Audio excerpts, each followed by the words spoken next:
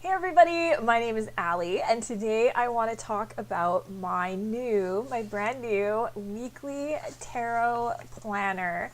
This is a downloadable worksheet that you can print from home.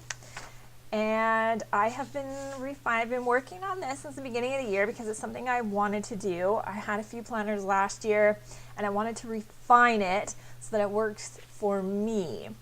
And I've been doing that over the last few weeks, like all through January, and now we're into February, and I think I've got it. I think I've nailed it, at least the weekly part. And so I have launched it, and it is now available for download. So I announced this in my last weekly newsletter, and I looked back at the stats, and I had more clicks to look at and find out more about this planner than anything else I have ever posted in my newsletter. So thank you guys for all of your interest. That's what prompted this video. I thought, wow, there seems to be a lot of interest in this. So I want to just explain it a little bit more. And I'm creating this video to just go a little deeper and talk about how and why I've laid it out and explain how it works. Now, I have designed this with tarot readers in mind. So if you read cards for yourself, then this is perfect for you. But if you're not a card reader, you can still use this worksheet. You can do it. You can skip the section altogether if you like. You could use, I have universal weekly readings on Facebook and in my newsletter, so you can pick the one that resonates with you the most. Or you can pick, if you have another favorite tarot reader that you follow on YouTube or Facebook or wherever, feel free to use the reader that you like the best. But it is designed for your own weekly draws, but there are plenty of universal readings out there that you could incorporate into your own weekly planning. So do what works for you. Let's start with the top of the page. So at the very top of the page, I have the date. So I have labeled it. I'll just show you one of mine. Got one started. So we're in week 7 of the year. You could just put the dates if you like, February 11th to the 17th. So I'm working from Sunday through Saturday. You can mark it whatever works best for you. If your week is a little off kilter from the traditional, Sunday to Saturday, do what works for you, but just make sure this is in 7-day increments. Next, write down the card that you pulled. So you could use oracle decks, you could use tarot decks, whatever works for you. Follow your favorite readers online. What are they pulling or predicting for the week? Use that as your weekly tarot draw. Write down the title of the card or cards. And then for readers, I just thought it was kind of handy to have a line. What deck did you use? In case you want to reflect back, sometimes it's really useful when you want to go back and reflect. And you're like, oh yeah, what card was that? Which deck did I use? Because I'm, for me, I think I'm getting close to about 40 decks. That's not uncommon for tarot readers to also be collectors. Or, if you're following someone online, you could mark down their name, who were you following that week, so you can go back and reference later, so you can watch the video again or see the post again and just do some kind of compare and contrast. It's really only useful if you're the kind of person who likes to go back and reflect. So then I have 2 sections right below that, right after your kind of basic information.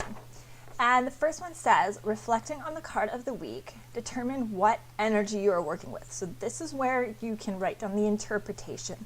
What is the general meaning of the card, or how are you interpreting that card to mean in this particular week that we're planning ahead for? But then the next line is for getting really specific. How does that energy apply this week in particular, and how can you work with that energy and execute it? Like, give yourself a to-do, a task. So let's just say, for example, I don't know, it was the High Priestess. We pulled the High Priestess for the week. And this is a card about getting in touch with your intuition, having to feel things rather than do things, or go inward, introspection. So you could say a task for the week would be set aside a time that week to do some meditation. That would be a way you could execute that particular energy that week. So another example would be, let's say your draw was the 6 of Cups. So this is a cup all about memories, nostalgia, looking back, reflecting, connecting with old friends, old family, or it can also be working or interacting with younger children. So we have a couple of kids here. So it's all about like being young, youthful, nostalgic, memories. That's kind of the general theme of the card. So you would figure out for yourself, you know, how are you interpreting the card this week, or how is your reader interpreting the card this week? And then think of a way you can execute that energy. So for example, considering your focus, your interpretation above, what ways can you execute that energy? Well, one task you could put on your list is maybe you've had an old friend on the brain and this card is telling you, hey, this is the week. Pick up the phone, give them a call, send them an email, check in on them. How are they doing? What's new in their life? Share a bit of your life, or talk about the past. Go reminisce. Go have a date with a friend and schedule that this week. So that would be an example. How do you execute the energy? So that just helps get your takes your tarot reading one step further, gives you a way to apply it. And then you can add that particular task, whether it's self-care or it's an action you got to take or a focus you got to make. It gives you an actionable, it gives you something to do. So you can work with that energy. Now, next on the list, so this is where like everybody, tarot reader or not, everybody has a to-do list. Everybody has tasks. Everybody has chores and errands. So I've divided the middle section into 3 parts. So this is where you write your to-do list. Okay, this is where you're planning for the week ahead and just the week ahead. Okay, don't go overboard. Don't try to fill it up with more than you can manage. Just think of the things you have to get done in that 7-day period, and that's it. Don't think about the next week and the week after that. Just think 7 days, that's it. Your goals end there. What do you need to get done, or what are the top priorities? Like maybe you have lots you can get done, but for this week, what are your top priorities? So for example, you could say, okay, I have to go to the bank and pay the bills, or I have a doctor's appointment that week, or a dentist appointment. So I'm going to write that down. Dentist appointment on Friday. That's something I have to do. Can't miss it. Is it laundry week? You're right. Get the laundry done. Do you have a birthday party or some special occasion? Do you have to go buy a gift or a card? Put that on there. What is the top priority? And I have 6 spaces. So I don't want to overwhelm. That was on purpose. 6 spaces in each section. So the first section is chores and errands. What are the household responsibilities you have to do that week, or that are the top priority that week? Okay. Once those are done, you can move on to the next priority, which you can put at the top of next week, but don't worry about next week till this week is finished. Okay, that's really important to remember. The next section of your to-do list I called personal accomplishments.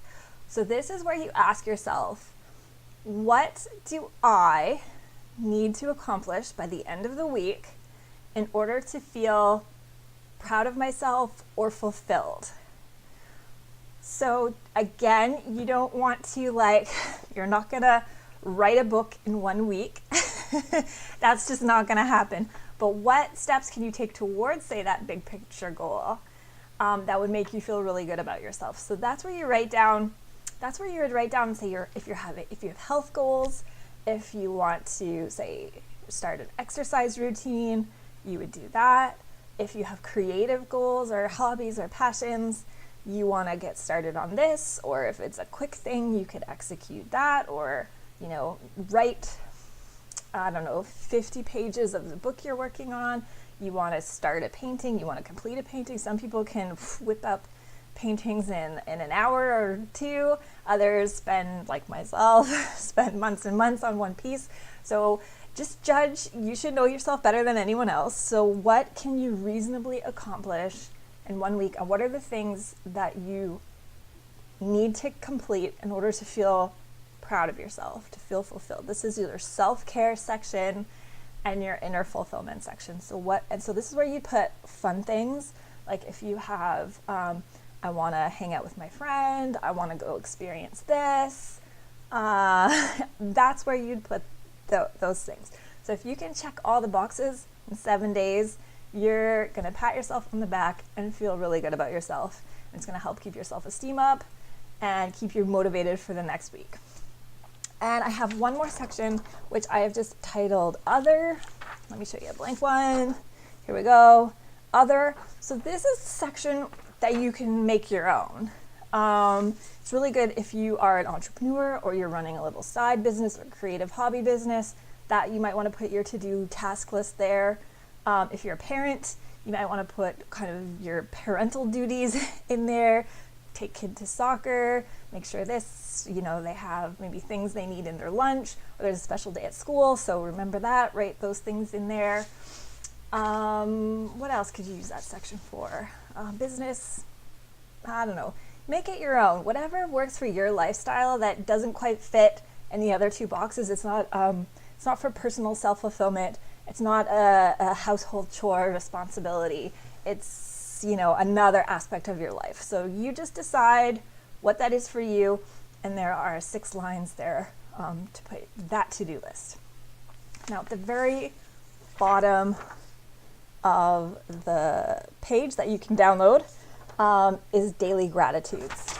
And I did this on purpose because in my other planners, I found it made all the difference. It was an attitude changer. It really made a big difference in keeping me motivated and staying positive. And it's just a section, there's just 1 line for every day, and just jot down 2 or 3 things at the end of the day, or as they're happening. Think of like the best things that happened that day.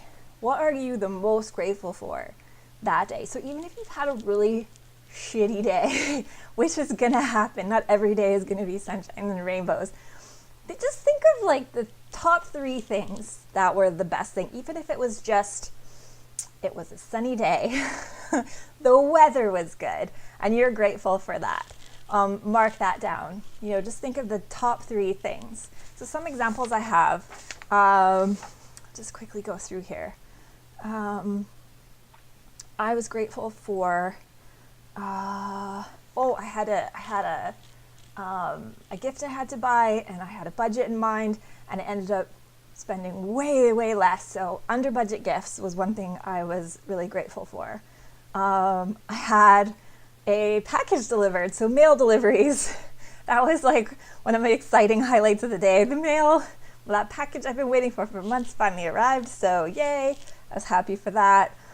Successful sales funnels, so as I run this little side business, my marketing is working, so I'm grateful for that. I'm grateful for repeat customers, a visit with friends. I sold my old tablet that I no longer use. I got some pretty good cash for that. So one thing I will say about gratitudes, and this is just a tip, is when you're writing your gratitudes, be sure to avoid negative words like not or no. Like you don't want to say, like you can be grateful for sunny days. So you say, I'm grateful for sunny days. Don't say, I'm grateful it's not raining. Don't say, I'm grateful I didn't get stuck in traffic today. Because you're taking away from the positivity by pointing out the negative, if that makes sense. So you want to make sure the way you word it is really important. That you're grateful for the things that, just avoid negative words. Make sure that you're using positive language when you're writing your gratitudes, because it will make a huge difference. Now, I have some tips, and I've listed these tips on my Etsy description. So when you are setting goals, make sure they are specific and they are measurable. And when I say goals, I'm talking about your to-do list, whether it's chores, whether it's your personal accomplishments, especially your personal accomplishments, because I think that's where people are going to have the hardest time with their wording or with their to-do list and setting their goals. So instead of writing, I want to exercise. So don't just write exercise, and don't write read my book. Okay? You want to read 50 pages or 5 chapters, or whatever a reasonable and measurable amount is for you. Some people are fast readers, they could burn through a whole book in 2 days. Other people are very slow and they need 2 seasons to read a novel. So if your goal is to say complete a whole novel, and this is pleasure reading, or maybe it's nonfiction, and you want to complete that book in, say, a 3-week period, how much do you have to read in a week or in a day? Just break it down, like do the math, figure out what is a reasonable step, and is it reasonable? Like when you look at that and you say, oh, I have to read 50 pages 3 times a week in order to finish this book in X amount of time. Is that doable for you? If you feel overwhelmed by that, or that's an impossible task, then change your goal. Make it 6 weeks or something, right? And don't just say exercise. Say you're going to do 30 minutes, your regular gym routine on Monday, Wednesday, and Friday. Okay, make sure you write the dates that you intend to go. And it's okay. Like if you're scheduling for Wednesday and some unexpected thing happens and you can make it up on Thursday, you've still done 3 days in the week. Okay, just focus on the week and go from there. But make sure they're reasonable, they're specific, and they're measurable. So when I talk about making reasonable goals for yourself, you want to aim for balance. You don't want to overextend yourself. You don't want to take on too much or put too much pressure on yourself. And you also are going to know that you can't keep going at the same pace every single week. There are just things that are going to come up that are going to interrupt your routine. It is inevitable. Either you've got vacation that's going to interrupt your routine. You're going to take time off. You're going to be away from your daily routine. That is a good thing. In fact, I would encourage you to schedule your time off in advance. Take breaks from your chores. Take breaks from your personal accomplishments. Make sure that you are treating yourself and rewarding yourself and giving yourself time off, because you will need rests and breaks throughout the year. You can't just keep the same pace. You can't say, okay, I'm going to be doing, 5 days a week, every week for the next, up until the end of the year. Like, that's no one, I don't know. Maybe I shouldn't say no one can do that, but that's an unrealistic goal for a lot of people. Let me just put it that way. There's going to be weeks where you're sick, or or someone in your household is sick, and that's going to interrupt your routine. There's going to be times maybe when you have house guests over, and so you're going to be entertaining and cleaning, and that's going to be your priority that week. It's not going to be the same weekly goals or routine that you've always had. So you need to factor that in and not put extra pressure on yourself. If you are in those scenarios where you're taking time off, or you're entertaining people, or you're sick, give yourself a break. Don't overextend yourself. Just cut back on your to-do list that week and carry on the week after that. That's one tip I have. Don't set yourself up for failure. If you know ahead of time, like if you have a goal, like I said, if you have this big picture goal to say, write a novel, you're not going to do that in 1 week. You might not even do that in 1 year. So you want to break those bigger goals, whether it's going to take you 2 weeks or 2 years, into smaller increments. Break them up into smaller steps that you can reasonably, there's that word again, reasonably complete in 1 week. How many pages can you write? How many steps can you complete of whatever project or whatever goal? Break it up into all the little steps that it's going to take, and then pick out of those steps how much you can reasonably accomplish in 1 week without overwhelming yourself, okay? I cannot stress that enough. Make sure your goals are attainable.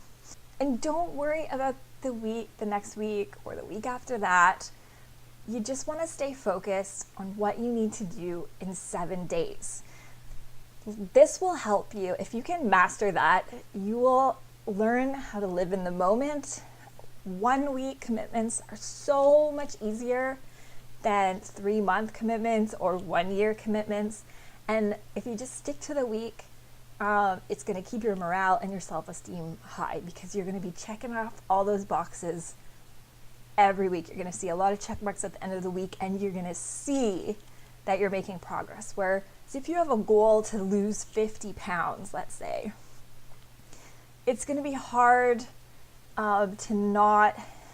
sometimes it's hard to see the progress that you're making, and so you start to lose steam and give up. But if you can just say your goal was to work out 30 minutes a day, 3 days a week, and you're meeting that goal, you're doing good. Yeah, you want to keep your morale and your self-esteem high. You don't want to set yourself up for failure, and you don't want to make your goals too far in the future, because then it's going to be harder to see the progress. Keep it short, keep them simple, and then you can, in 5 weeks, you can look back and you're like, wow, look, I did all that. You can see the progress, and it's going to help keep you motivated. And that brings me to my next tip. Reflect on your progress. Go back. Once you've done fill out a few of these pages, go back and look and see the evidence of all that you have accomplished. Like, look at your progress and then celebrate it. Don't forget, like, if you're having a low motivation day and you're like, oh, you know what? I promised myself I was going to do these 3 things on my lists today, and I'm just not motivated. But there's still 5 hours left. If I push myself and I do this, then I'm going to reward myself with, I don't know, some special treat. Maybe I'm going to sit and play video games. I'm not going to play video games until those 3 tasks that I promised myself are complete. Or I'm not going to, I don't know, whatever is fun for you. Make sure that you are celebrating and that you are rewarding yourself along the way.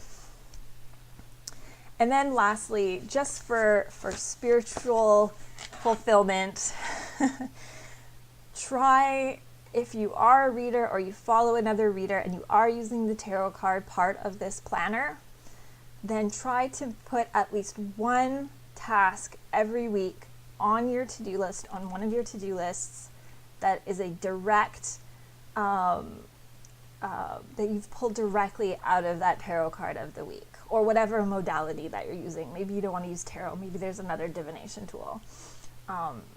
Could be anything. Just make this your own. But I would just say, just stay in alignment with spirit. Find a way, whatever spiritual modality you're using, tarot or other, take one thing from that you can apply sometime in the week and add that to your to-do list.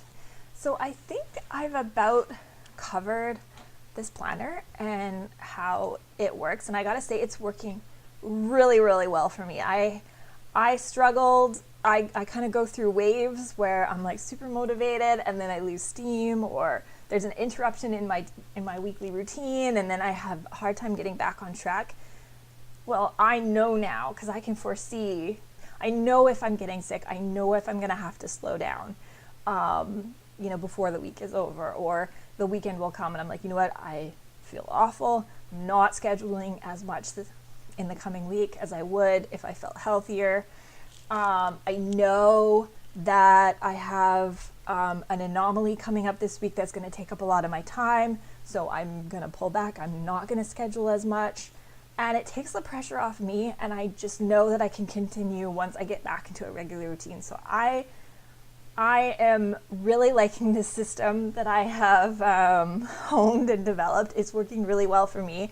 I gotta say, I'm staying on track. I haven't lost motivation. I haven't lost steam.